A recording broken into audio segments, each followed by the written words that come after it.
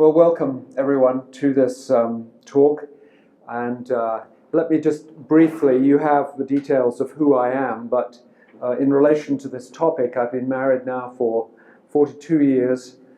That's where I've learned the most about marriage, and I have 4 children and 8 grandchildren, and I'm watching my children's marriages now, and I have observed my parents' marriage, which thankfully was a good one. And of course many other people that I have been involved in counseling, both as a pastor within the church, as a professional counselor, working with the L'Abri Fellowship in England for 14 years as well. So I'm afraid those of you who have come who are professional counselors may be somewhat disappointed in some ways, because I'm aiming mostly for folk who are pastors or working in the church, of how can you help. I have tried to do a class the last term at the seminary where I teach in the United States for pastors, and I sent out a questionnaire asking pastors in the area for case studies on counseling. 95% of the case studies that came back were on marriage problems. That gave me a clue. This is a big issue for many pastors. So what can pastors do? What can counselors do? We're going to divide this up into 2 sections, 20 minutes and then some questions, and then another 20 minutes and more questions, if I can keep to the timing. So we have different models of marriage, don't we?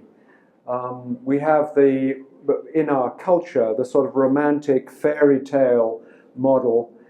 Here is myself and my wife 42 years ago. Whoops, go back. And then my eldest daughter on the right there. When we see people getting married, and when you go into this, you're all dressed up in your fine clothes, and it's almost like you're imagining this is going to be a wonderful thing, and they're going to live happily ever after, and they'll never have any problems.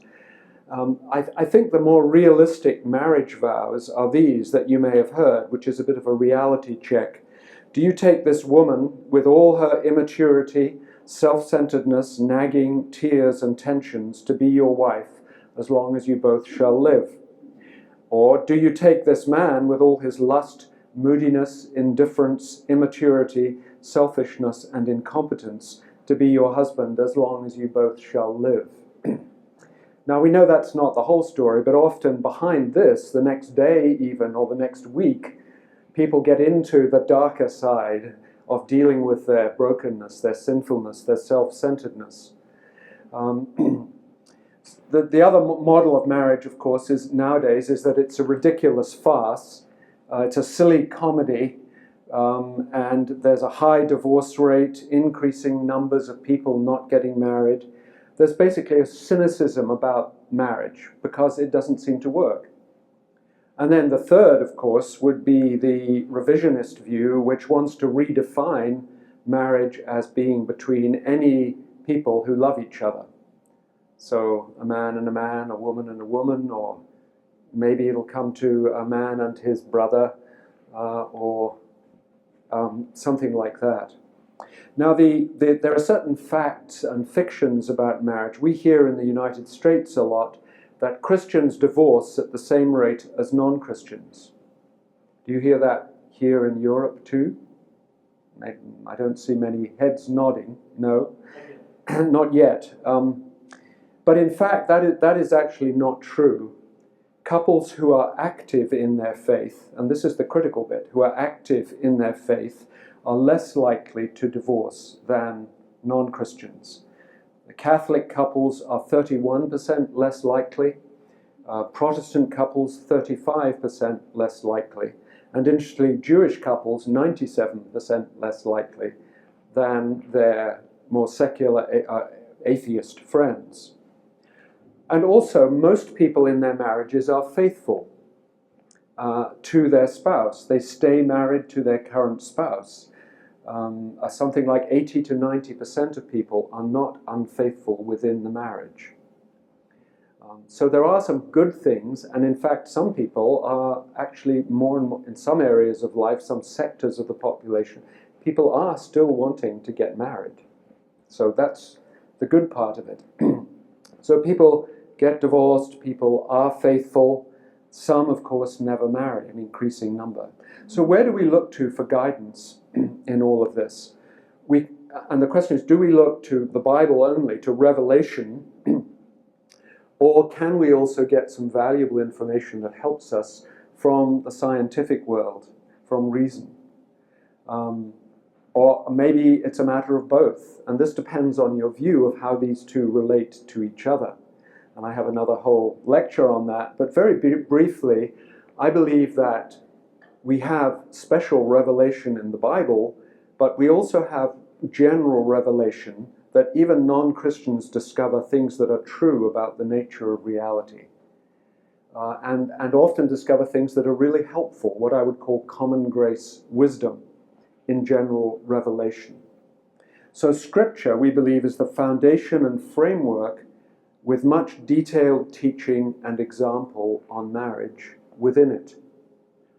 But it doesn't tell us necessarily how to fix broken marriages, what to do and what actually goes wrong, except in broad general terms and in story form. A lot of the Old Testament breakdowns of marriage, of sexual unfaithfulness, are in story form, aren't they? Which are all wonderful and valuable.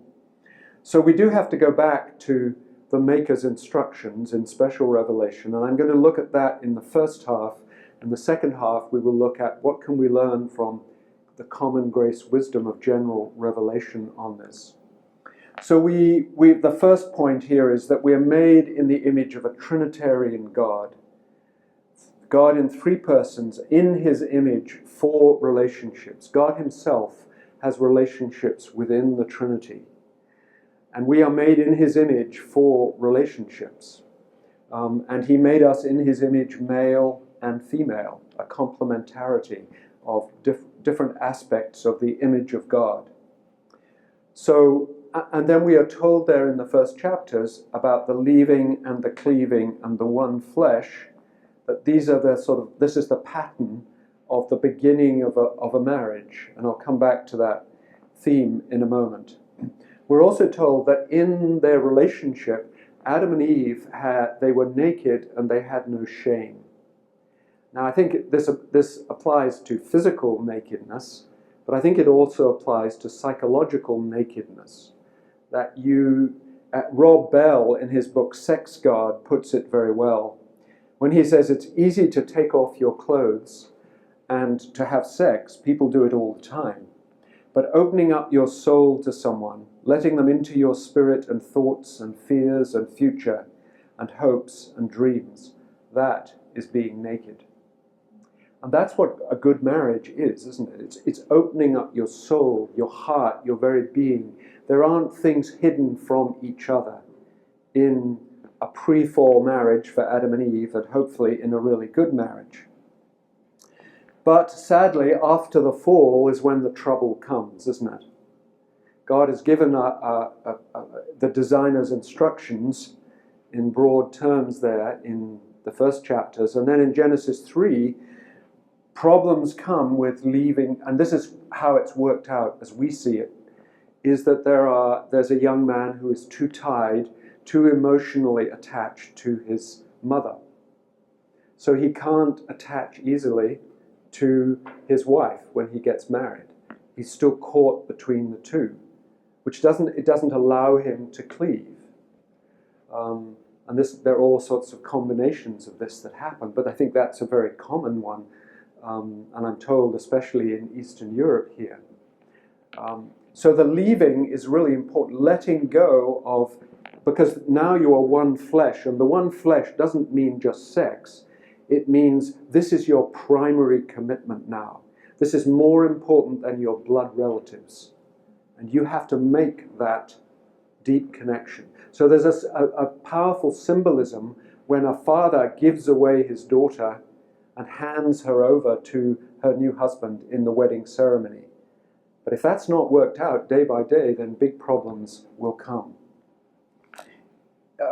Intimacy becomes intimidation, doesn't it? Now you have your sinfulness and your selfishness and your shame, that you don't want someone else to look into your soul, look into your heart and know what's really going on. It feels intimidating. So we tend to protect ourselves, to shield ourselves from shame. Guilt and shame turn to blame. So when I feel ashamed, I very often get angry with my wife, particularly if she has the one who has made me ashamed or pointed out something that I'm doing that I take as a criticism. Shame and blame, and just as Adam blames Eve in the Garden of Eden, and then he blames God as well, doesn't he, when he is deeply guilty and ashamed. And empathy and trust turn to selfishness and betrayal.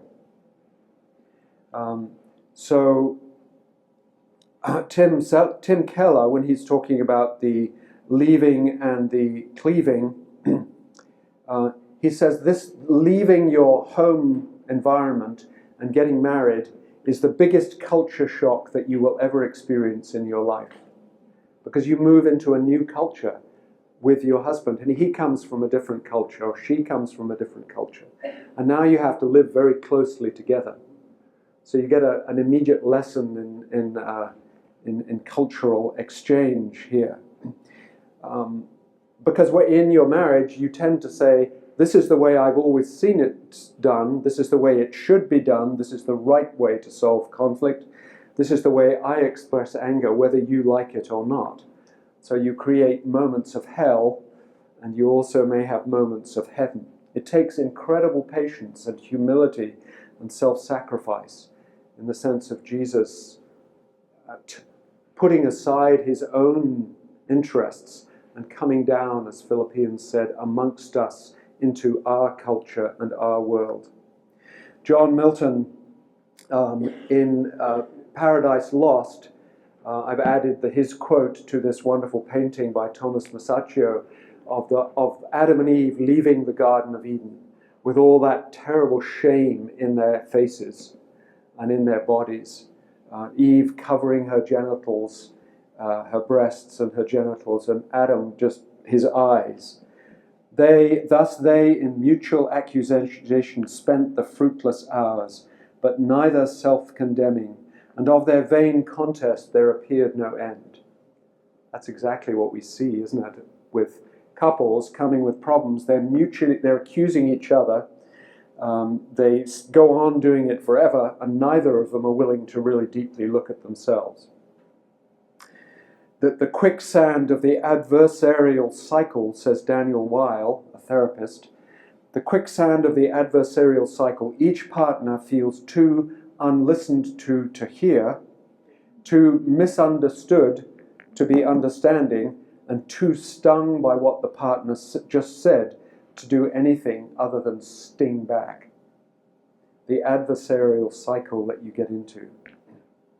Now, as you go on after Genesis, we have wonderful biblical stories of Isaac and Rebekah, of Jacob and Rachel, of Boaz and Ruth, examples of good and bad things within marriage, of favoritism of children, of things like that. We have the wisdom literature in Proverbs and the wonderful erotic love poem of the Song of Songs, telling us that sex is good, that sexual desire of a woman for a man, for her husband, and a husband for his wife, is a wonderful God-given gift, but to be used within certain boundaries. And they use their imaginations, they use their communication, both verbal communication and physical communication, to enhance their relationship. And it's all there in the Song of Songs. And then in the prophetic literature, we have the warnings against adultery, both with God, but also, and the sort of the parallel of Israel and the church being engaged to God himself, to Christ himself, and one day going to be married in the marriage supper of the Lamb. It's a very sacred relationship that speaks of the intimacy one day we will have with God himself. And then all the characteristics that are so often spoken of in a wedding sermon from 1 Corinthians 13 of what is love. We'll come back to this again in the second half. But just to meditate on each one of these qualities of patience, of kindness, of not being envious or boastful, not being arrogant or rude, not insisting on your own way, not being irritable or resentful, not rejoicing at wrong, but rejoicing with truth, bearing, believing, hoping, and enduring all things. Now, as we'll see, these actually are the qualities that need to be nurtured, and the secular marriage therapists are saying exactly the same thing. They have discovered through research that these are the qualities that you need in a relationship so that it doesn't fall apart. We'll go into that more later. But it's a learning to delight in each other, making your marriage a priority and actually working on it. For so many couples, raising their children, doing their job, getting enough money to live on, become the thing that they live for. And they forget to nurture the marriage. And then you go on into the New Testament in Ephesians 5, and Paul encourages all Christians to submit to one another. And then he goes on to show how wives submit to husbands, husbands submit to wives, children to parents, slaves to masters. But and the wives to husbands, they are to submit, to respect their husbands. The husbands are to be willing to lay down their lives for their wives, to create an environment where their wife's good is made to flourish and she is nurtured. And he's willing to sacrifice everything for the sake of his wife. That is, I think, his form of submission, as it were, to her. He seeks her good. He is, as we often say, a servant leader. He's not using his power and authority in a way that demeans her or sees her as inferior. So love, submission and service, Christ's example of the use of power in Philippians 2, in 1 Corinthians 6 and 7, when Paul is talking about sexual faithfulness and mutuality, that is the thing that he really focuses on, is mutuality, isn't it? That, and in the Greek and Roman culture, this was a really radical thing to say, that you wives own your husband's body, and you husbands own your wife's body. It's a mutual ownership, and God owns you both. And therefore you're to seek purity, but you are also realistically to seek to meet each other's sexual needs and longings, but in a way that serves and is willing to sacrifice your own desires in order that your spouse should have pleasure. And that is a delicate dance, isn't it, within marriage, of how to, because we're different. And so respecting the differences is a really important thing, and learning the differences between men and women and how to respect each other's personalities is a big part of this. And then spiritual warfare, because I think the devil loves to destroy us in these areas which are so important to God, where we reflect God's beauty and glory in a most wonderful way in our marriages. We're reflecting something of the beauty of the relationship between Christ and the church. And in our sexuality, with our bodies, we're reflecting something of the beauty of God. And so the devil is right in there, longing to destroy that wherever he can. And as Gary Thomas says in his book, Sacred Marriage, marriage is there not just to make you happy, but it's to make you holy. And I think God certainly uses marriage to sanctify us and having children to sanctify you and change you in a very powerful way. And as you commit to him and serve him in that way, you do happiness isn't quite the right word. It's not just a feeling of happiness all the time, but there is a deep contentment and times of ecstasy and happiness within that sort of marriage. So, and obviously part of all this seeking to serve him and to follow him in these ways, there is a certain discipline, spiritual discipline, in loving another person well and sacrificing your own desires and needs. It's the putting off the old nature and putting on the new that we are called to do day by day in every little decision of saying, it's not me first. The Lord comes first, my wife is next in line, and I come after all of that. So these are this is the sort of the special, these are passages, particularly the principles, and we could expand for a long time on all of those.